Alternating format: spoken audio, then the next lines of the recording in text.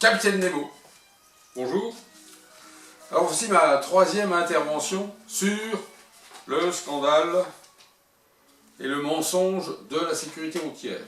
Alors je vous avais promis des travaux pratiques pour vous démontrer la complaisance, le mot est faible, c'est une litote, un euphémisme, des journaux, la collusion avec le pouvoir et la collaboration, quel vilain mot, voilà. Mais je n'aurai pas le temps de le faire cette fois-ci puisque je voulais revenir sur un point capital, je l'ai dit, qui est la distinction à faire entre l'excès de vitesse et la vitesse, qui est l'objet de cette confusion entretenue par les escrocs qui prétendent faire de la sécurité routière en France. Alors, l'excès de vitesse peut tuer. Je radote, mais la propagande, l'intox radote depuis des décennies, et en plus c'est pour insinuer le mensonge, c'est la méthode Coué, hein, on vous répète toujours le même mensonge, c'est ce que dit Orwell, le mensonge devient la vérité à ce moment-là. Donc l'excès de vitesse est dangereux, dans tous les domaines, l'excès est dangereux dans tous les domaines. Sur la route, un excès de vitesse, c'est-à-dire une vitesse inadaptée aux conditions en fonction de l'expérience du conducteur, des caractéristiques du véhicule et du profil de la route. Alors à l'origine de l'erreur de conduite, il y a évidemment le conducteur. C'est ce fameux facteur humain qui quelquefois ne sonne qu'une fois. Alors c'est une mauvaise appréciation d'une situation donnée, on perd le contrôle, on perd la maîtrise du véhicule, et à l'origine, donc, il y a forcément un défaut de formation, qui n'a aucune chance d'être corrigé, ce défaut, puisque le conducteur est habituellement astreint à respecter, parfois même il s'en vante, le pauvre homme, des limitations de vitesse arbitraires et absurdes. Alors ses propres limites psychiques sont vite dépassées dans ce cas-là, et le jour où il sera trop vite, pour une raison ou pour une autre, il perdra le contrôle, et ça pourra se produire à la suite d'une inattention ou d'une excitation passagère, je l'ai dit, par exemple, consommation d'alcool, stupéfiant, perte de repères y afférents. Alors compte tenu de son caractère imprévisible, le moment et l'endroit, ce dysfonctionnement ne pouvant être connu d'avance, il est incontrôlable. C'est logique. Alors petite remarque, il est par contre évident que celui qui aura reçu une formation de pilote ou sur des circuits appropriés, et par exemple qui sera accoutumé aux hautes vitesses, avec l'acquisition de réflexes conditionnés, ne pourra quasiment jamais se trouver surpris par une situation limite sur la route. Donc il ne sera quasiment jamais en excès de vitesse au sens propre.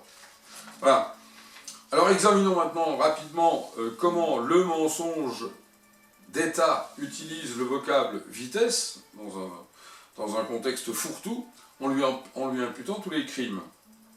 Le dépassement de vitesse autorisé, je veux dire, c'est totalement faux et scélérat de prétendre que dépasser un chiffre arbitrairement inscrit dans un cercle rouge puisse générer, en l'absence de circonstances extérieures, un accident. Réfléchissez une minute.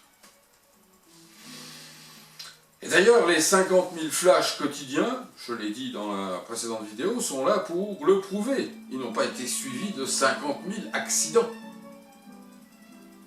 Ils n'ont certainement même pas été suivis d'un seul accident. Alors une petite remarque d'histoire. En 1934, une traction avant 15.6 Citroën pouvait rouler à 140 km/h sur la Nationale 7 entre deux rangées de gros platanes. La 15.6 c'était une bonne routière. Enfin bon, imaginez les conditions en 1934 avec la circulation plus clairsemée, certes, mais il y avait des tracteurs quand même, il y avait des camions, il y avait des motocyclettes, des vélos, etc. Et bien que cette voiture ait été une excellente routière, sa sécurité active date des années 30, et sa sécurité passive, quand elle avait un choc, était quasiment nulle.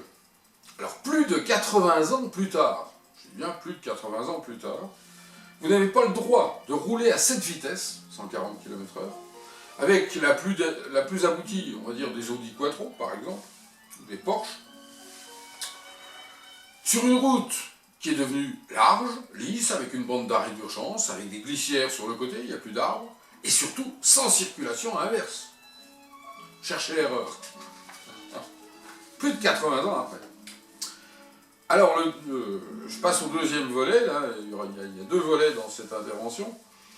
C'est une question, ce deuxième volet, c'est une question en forme de mystère, a priori insondable. Cette confusion volontaire, crapuleuse et criminelle n'étonne personne.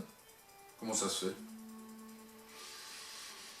Ben, je crois que nous sommes là dans un contexte de crime parfait, parce que dans sa grande majorité, dans son immense majorité, la victime, l'automobiliste qui est flashé, est complice du voleur. Ah bon?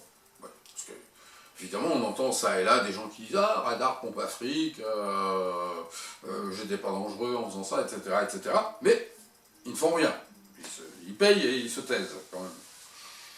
Alors, il est complice du voleur, là, la victime est complice du voleur, non dans une configuration subtile et complexe qui pourrait référer à la psychanalyse, comme le syndrome de Stockholm, par exemple.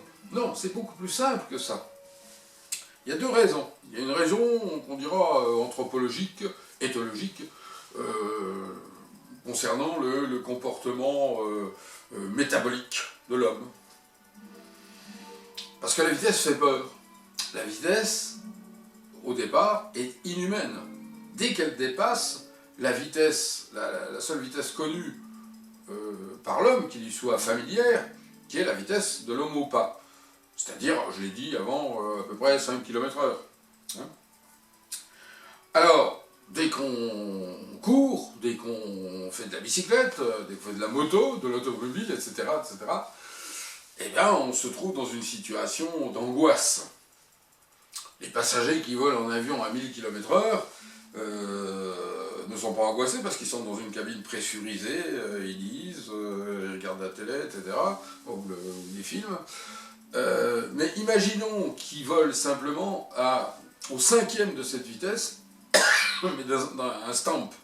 Vous savez, ces avions de 1930-37, dans lesquels on est à l'extérieur, on est les chevaux au vent. Ben, là, à ce moment-là, le passager serait extrêmement impressionné, comme il peut l'être dans une descente vertigineuse d'un grand 8 dans un parc d'attractions. Voilà. Alors, donc,